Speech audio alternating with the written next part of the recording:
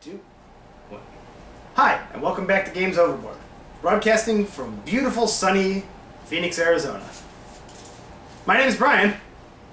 My name's Mark. And this week we're going to be doing a dexterity game. It's a smaller game, it's rated for 2 people, and it's a lot of fun. It is Elkfest! Elkfest was designed by Herman Huber and is put up by Mayfair Games. It's for 2 people and it takes about 25 minutes to play. Depending on your dexterity. It is. So, let's see what's in the box. Let's see what's in the box. There is some wood stuff. Amongst the wooden tokens we have islands, moose, And rocks. and Stones. Setup of the game is really easy. You take your island and you put it on one side of a table. Whatever table you decide to play on is your playing surface for that game. Try to get a flat table without a lot of pockmarks and things in it. Preferably not your beer pong table with beer on it. Probably wouldn't work as well. Stickiness happens. It does. You put your island on one side of the table, and your opponent puts their island on the other side of the table. You take your moose, you put it on the island, and you take your 3 rocks, and you place them to the right of the island, approximately 1 inch away from each other. That's the setup. The goal of the game is to move your moose from your island to your opponent's island. First person to do that wins the game. How do we get there, Mark? We get there by dexterity and flicking and moving and flicking. It's true. It's a flicking game. Kind of like tumbling dice or crokinole or carom. You're going to be flicking these stones in order to create a pathway for your moose to walk across. There's 2 different things you can do in your turn. You can flick and you can move. And that's about it. That's it. So flicking. The first person to go gets 1 shot. The first 2 turns you play, you have to shoot stones that are off to the right of your island. After that, any free stone is available to hit. A free stone is any stone that no moose is standing on. So Mark took his 1 shot, and now I'm going to take my 2. 1, 2. That's it. Now Mark gets 2 shots, and everybody gets 2 from now on, and we can shoot any of them. I can shoot Mark's if I want to take them to my side. I can get mine together for my 2 shots. You can pretty much play freeform however you want. Moving. Moving! Your moose has 1 rule and 1 rule only. The stone that the front feet were on will have to be the stone that the hind feet are on now.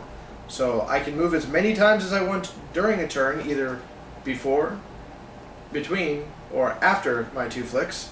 As long as the moose does not violate that rule, the hind feet must be on the stone that the front feet were on before.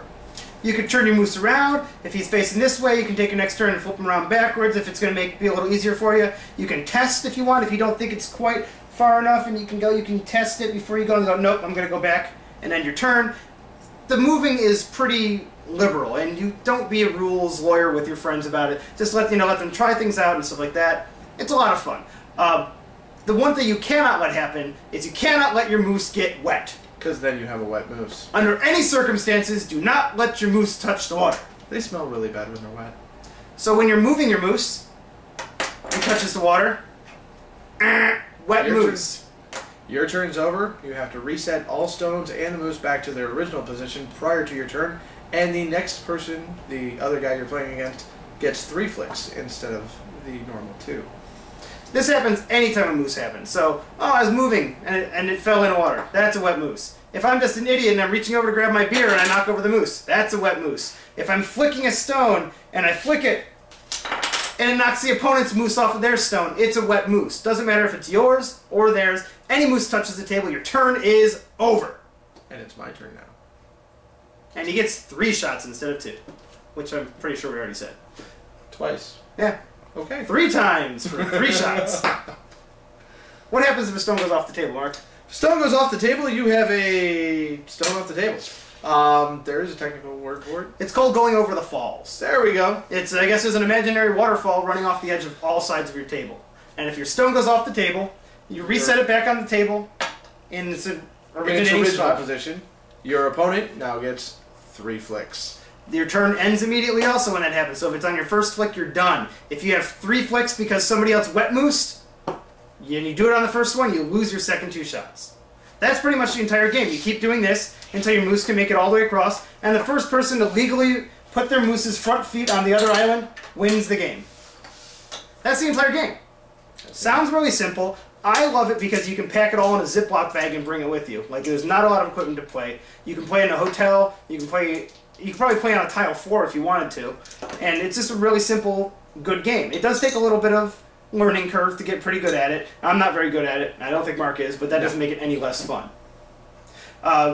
We play with a 4-player variant. It's not in the book, but we play with teams where each person takes turns taking a shot, so we'd have 2 people on each team, and each person gets 1 of the 2 shots. If there's a 3-shot situation, the team just decides who gets that extra shot, and it's a lot of fun.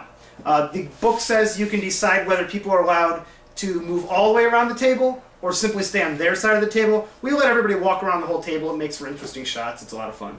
I agree. What do you think? I love the game.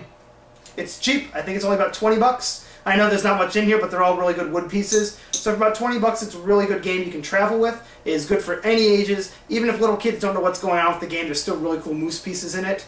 And they can flick things. And you get to flick things. Great dexterity game. Pick it up if you get a chance. There's information about it on BoardGameGeek.com. And for all of the other reviews, go to GamesOverboard.com. We also have a Twitter account. At Games Overboard. At Games Overboard. And you can fan us on Facebook. That's it for now.